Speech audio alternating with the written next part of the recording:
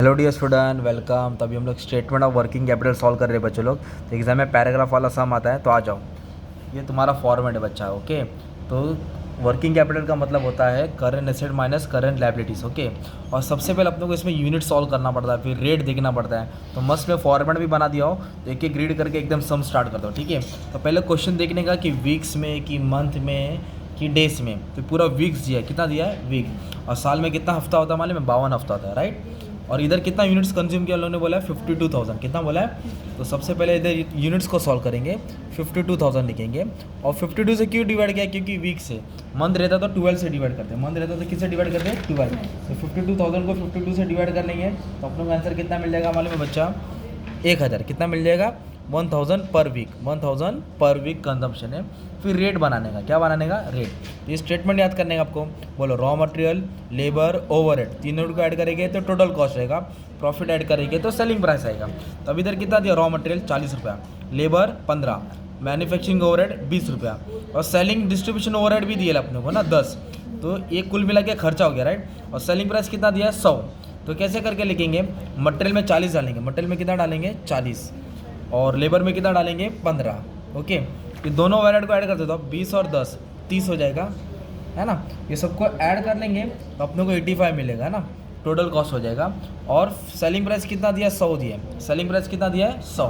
तो इन दोनों को माइनस करेंगे तो 15 रुपया प्रॉफिट हो गया, 15 रुपया प्रॉफिट। अभी सब अपने को स्टार्ट करना है, तो मतलब जो एडजस्टमेंट हो जाएगा इसे टिक मार्क करना है, ओके। तो याद रहेगा कि हो गया है। अभी इधर क्या बोला है? Raw material in stock.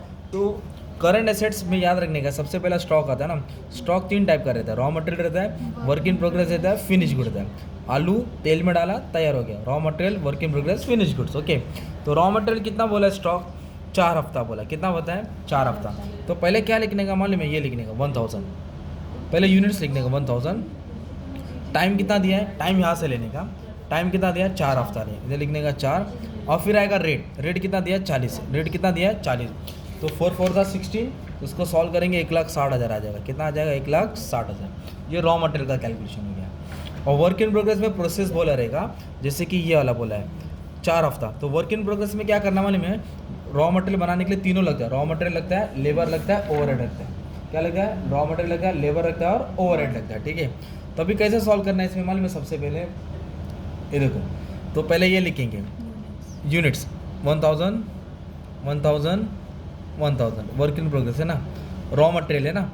कितना हफ्ता बोला है? वर्क इन प्रोग्रेस 4 हफ्ता बोला, तो इधर लिखेंगे 4 4 4। अब रेट लेना है, तो रेट कितना आएगा? रॉ मटेरियल का 40 आएगा, लेबर का कितना रेट आएगा? 15। ओवरहेड में ना ये वाला दो ओवरहेड है ना बच्चा।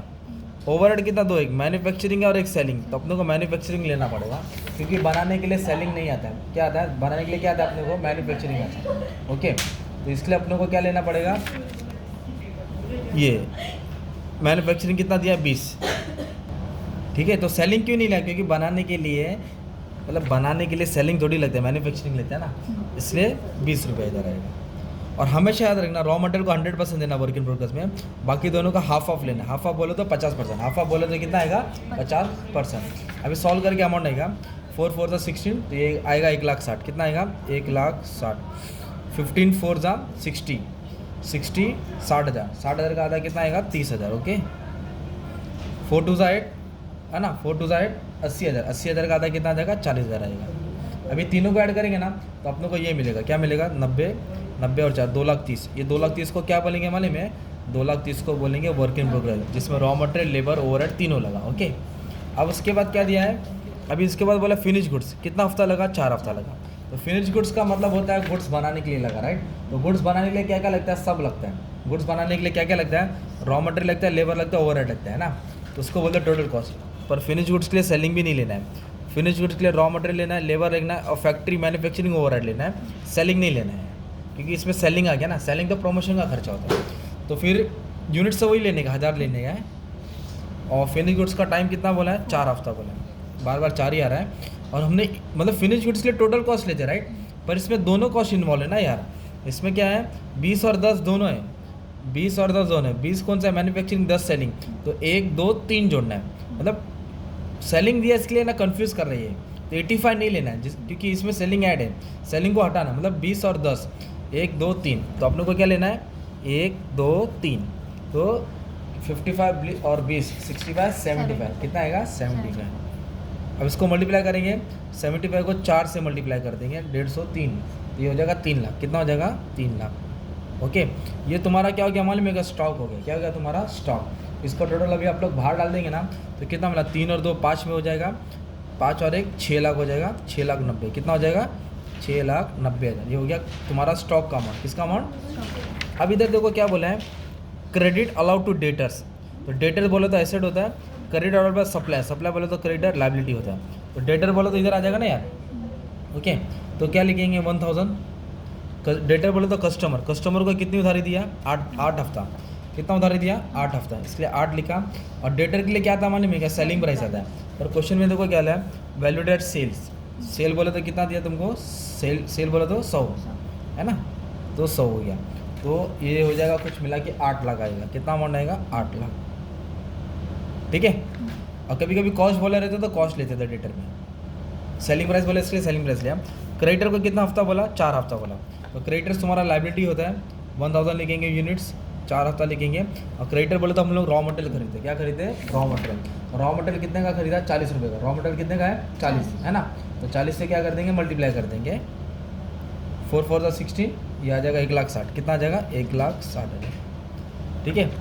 फिर इसके बाद क्या बोला, कैश है उनके पास 5,000। कितना कैश है, तो कैश लिखेंगे 5,000, इसको एज इट इज लिख दिया।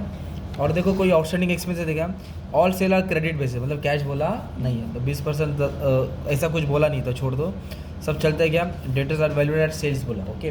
और कुछ इन्फॉर्मेशन बोला है नहीं बोला है, मतलब इसमें क्या करने का था आपको मालूम है क्या, मतलब आउटस्टैंडिंग कुछ नहीं बोला है, तो ये और ये डैश मार देंगे।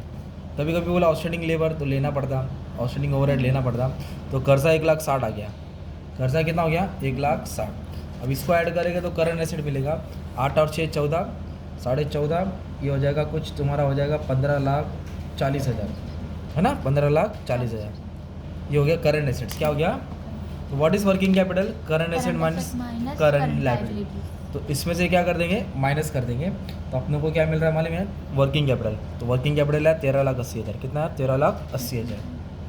अगर मार्जिन ऑफ सेफ्टी बोला रहता तो इसमें ऐड करते थे, अगर बोला रहता मार्जिन ऑफ सेफ्टी 10%, तो इसमें 10% ऐड करके फिर तुम्हारा नेट वर्किंग कैपिटल आता है।